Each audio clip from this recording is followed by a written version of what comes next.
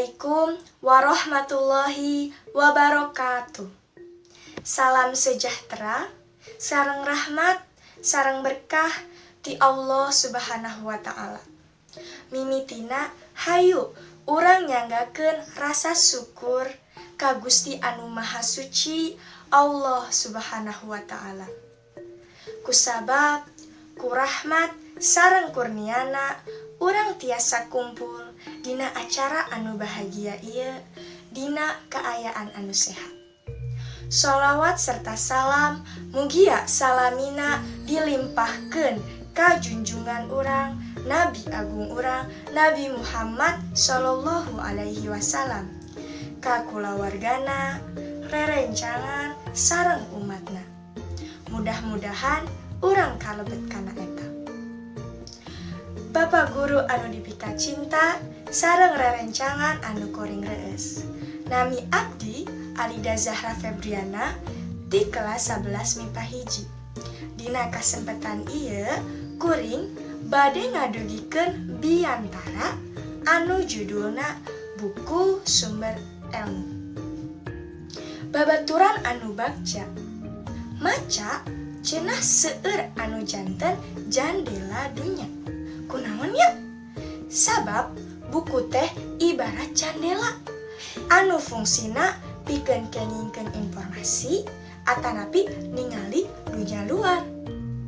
Sanaos urang sadaya terang manfaat maca buku, minat maca di urang teh masih minimal. Ieu di mana urang sok gagal. Kebiasaan anu urang sering lakukeun nyaeta males. Males mangrupikeun salah sahiji faktor utama anu leres-leres ngadukung kurangna minat maca di urang.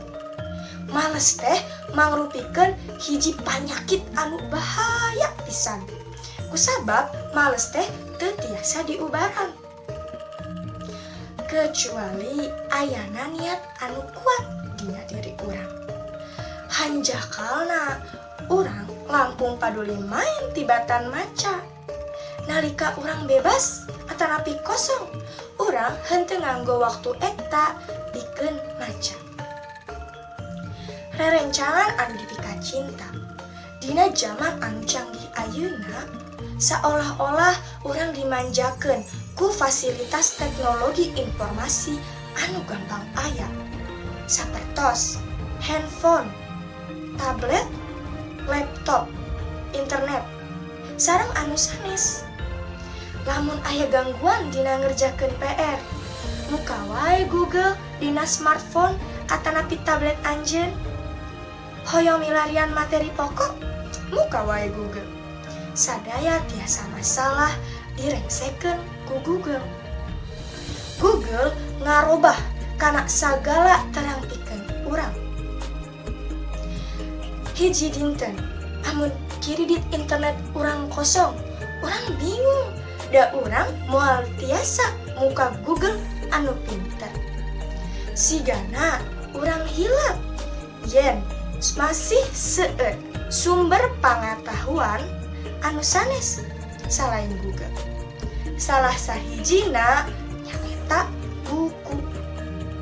Leres buku teh mangrupikeun sumber pangatahuan. Buku oge parantos aya jauh sateu acan ayana Google sareng anu sanes. Dina buku teh aya ilmu anu siap dipelajari. Salaku murid, buku teh penting pisan sareng berharga.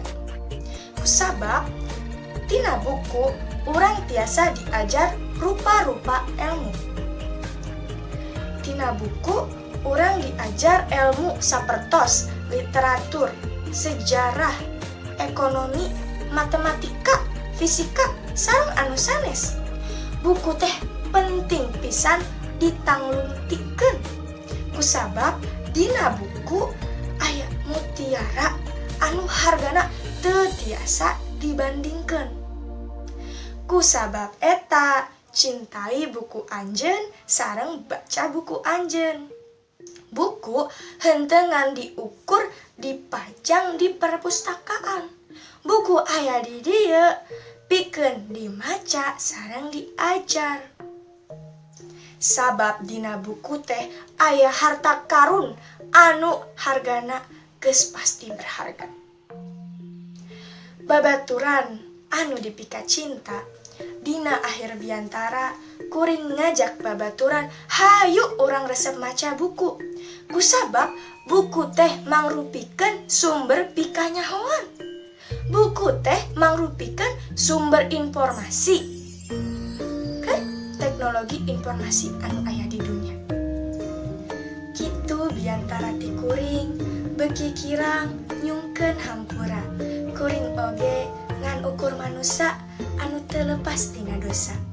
Wabillahi taufiq wal hidayah. Wassalamualaikum warahmatullahi wabarakatuh.